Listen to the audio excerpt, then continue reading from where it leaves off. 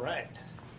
My name is Eric Wheeler, and doing some interview questions that were provided by a gentleman that worked with the Men Rally for Change. All right, Eric, how does your experience of sexual violence generally affect you now? Now, I don't really have the effects that I did as I was going through the recovery process.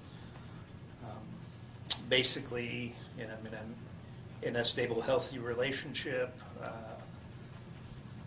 have school obligations, finished up for my undergraduate degree, and have my personal business life under construction, as it were, and moving forward into the rest of my life. Okay. How does it affect your relationships with women? It used to, I used to have problems with intimacy, with actually trusting, which is pretty characteristic of such abuse, but with a lot of help with counselors and talking with other survivors, I generally have a system of dealing with that kind of those kinds of problems when they come up. Honest communication seems to be the most effective means of dealing with those kinds of issues that I used to have. How does it affect your relationship with men? I don't really know if it has affected my relationship with men. For a long time, I had very few male friends. I used to have a lot more female friends than male friends, but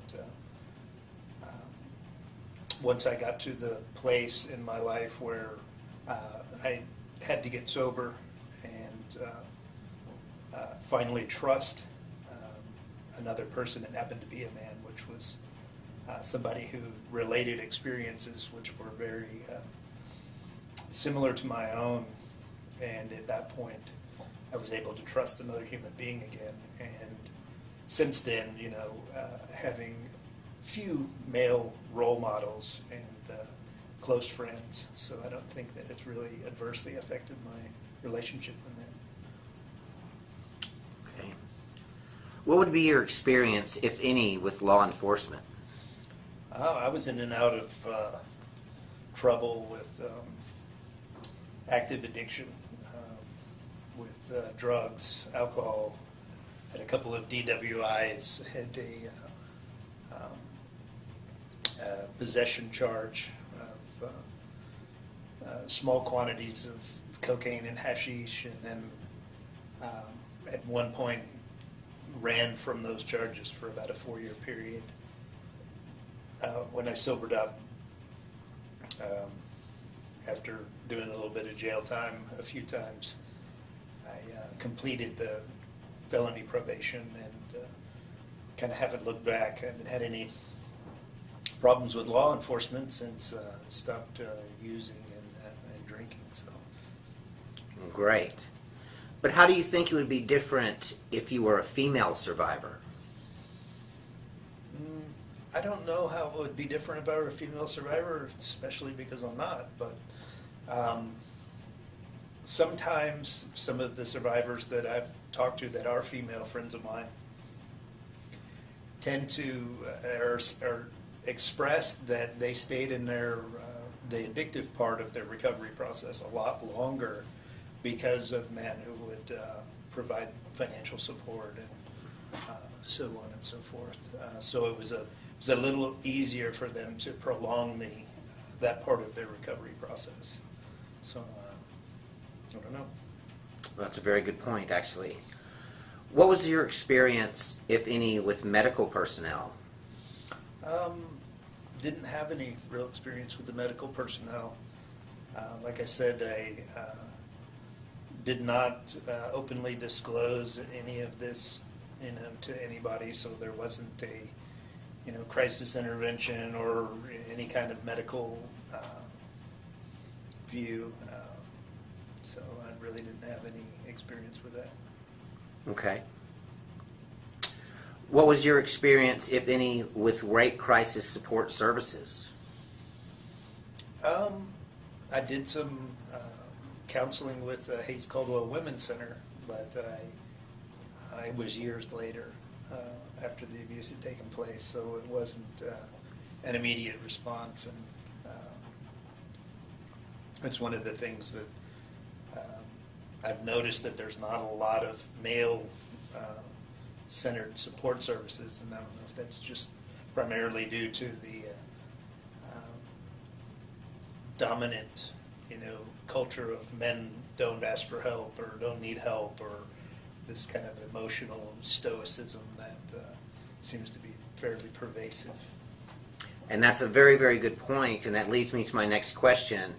How do you think you being a male affected their treatment towards you? How it affected their treatment towards me? I'd never really thought about that. I don't know if it would have differed, and I don't know, what the continuing abuse was on their part, or if there was any. So I wouldn't really be able to add anything further on that, I don't think. Okay. Since you've been so strong and disclosed the sexual violence, what has been the general reaction of your family and your friends? I think we don't really talk about it a whole lot. There's a lot of, I guess, kind of an admiration would be the kind of the dominant response. A lot of people have a difficult time with what people think about them, and what are they going to say, and all of that stuff. But